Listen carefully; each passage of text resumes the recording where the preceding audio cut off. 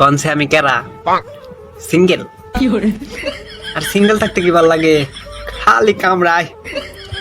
আপনারা কি মনে করছেন আমি নতুন কৌশলে কোনো মেয়ে পটামু? আরে হো, আসলেই মেয়ে পটামু।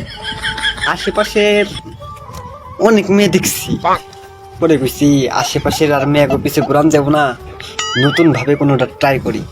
পরে একদিন মোবাইলে লুট দিছি, টাকা পড়ছি, কইছি যে মেয়ে তো যেমনি পটান না বই, উল্টা পাল্টা নাম্বার উঠিয়ে দিছি আওড়া করা ফোন। কত তা ওই ধরে, কত বুইরা বেটি ধরে, জুয়েন সিরিয়ার ধরে না।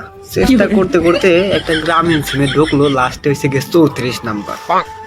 ঢোকার পরে সালাম দিছে, ইস সালাম শুনে সালামের উত্তর যে নিয়ে লাগবো হেরেও বুঝলে গেছিলাম, এত মধুর বলে কণ্ঠ। পরে যাই হোক সালামটা নিলাম, পরে জিজ্ঞাসা করছে যে কে।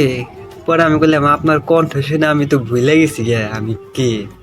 পরে কই ফাইজলামি করেন না, সত্যি সত্যি পরিচয় দেন নয়, ফোন কেটে দিলাম। আমি কই মেয়েরা মনে হয় লয়াল আছে রে, অন্য কোনো পোলাগুলোকে কথা কইছে না, যেমনি হোক পড়ান না, মেয়েটা ভদ্র আছে। পরে আমি কইলাম যে আসলে আমি জীবন, কিন্তু আপনার বয়স না তো আমি মরণ হয়ে গেছি গে। আপনার বয়সটা এতই মধুর যে মরা মানুষ বাঁচবো, আবার বাঁচা মানুষ মরবো। আর আমার দশা হয়ে গেছে, আমি একবার মরি একবার বাঁচি। এত মিষ্টি করে মিনছে কথা কয়। শরীরে পাম দিলাম, পাম দিলেই তো শরীরে পটে। পরে যাই হোক একটু কথাবার্তা হওয়ার পরে বলে যে আপনি কাকে ফোন দিচ্ছেন। পরে আমি বললাম যে আমি ফোন দিছি আপনারই, আসলে আমি হয়েছে গিয়ে আমার সবচেয়ে বড় পরিচয় হয়েছে গিয়ে আমি সিঙ্গেল।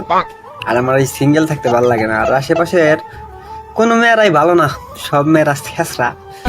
কইছি যে রং নাম্বারে দেখি কোনো মেয়েটা পটি হারিনি। আসলে আমি আপনার নাম্বার কারো কাছ থেকে নিয়ে নাই, উল্টা পাল্টা ফোন দিয়েছিলাম। একবার আপনার মনের লগে আমার মনের মিল আছে, তাই আপনার ফোন গেছে গা। আচ্ছা আপনাকে একটা কথা কই, এই সিরিজের পটানোর আগে আমি আবার একটা প্রেম করতাম। হয়েছে গিয়া এই মেয়ের বিয়ে হয়ে যায়, ওরও মেয়ে বিয়ে দিব। আর আমি এত বড় হয়ে গেছি গে, ওখান আমার বাপ মা আমার বিয়ে দিল না, আমার তো পড়ার না গো, আর পরে আসি বিয়ে করে হলাম। যাই হোক পরে এই মেয়ের সাথে কথাবার্তা করার পরে সুন্দর মতো রিলেশন হয়ে গেল গা।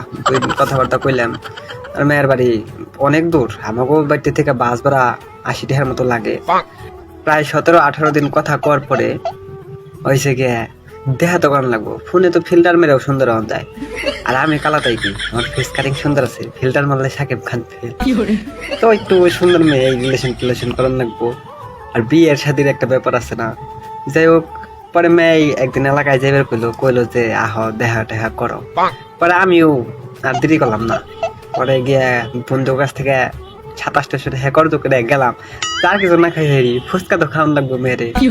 পরে জেনে আমার লোকেশন দিয়েছিল, ওই লোকেশন আমি গেছি। পরে একটা বন্ধু আসাল, পরে ওর লগে আমার দেখা হয়েছে। আমারে কয় যে কিরে তুই হঠাৎ করে এই জায়গায়, তোরে তো দেখান যায় না।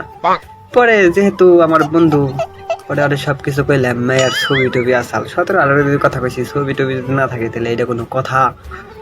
দেখতেও গায়ে পরে পরীর বাস্তার মতো। পরে আমার কয় দেখি ছবিটা। পরে আমার বন্ধুরা আমি ছবিটা দেখাইছি, আমার বন্ধু হুট করে কয় ওই এই মেয়েরা তো চিনি। আমি কই কি কস মেয়ে কেমন এটা? কয় তোর কি লাগে? আমি কই এটা আমার গার্লফ্রেন্ড, বেটা বিয়ে টিয়ে করুম তো এই সামনে প্ল্যান করে হালাইছি। আমার দিকে কতক্ষণ তাকে রইলো, কয় তোরে কি কমু ক। আমি কই কে কি হয়েছে ক বেটা, খুইলা কবি তো কি হয়েছে। পরে কয় এটা তো আমার এক বন্ধুর বউ, ওরও তো একটা 6 বছরের মেয়ে আছে। একটা কথা, ওই পাশ দিয়ে আমার গার্লফ্রেন্ডের বিয়ে হয়ে গেছে গা, হেডার মেয়ে বিয়ে দিব।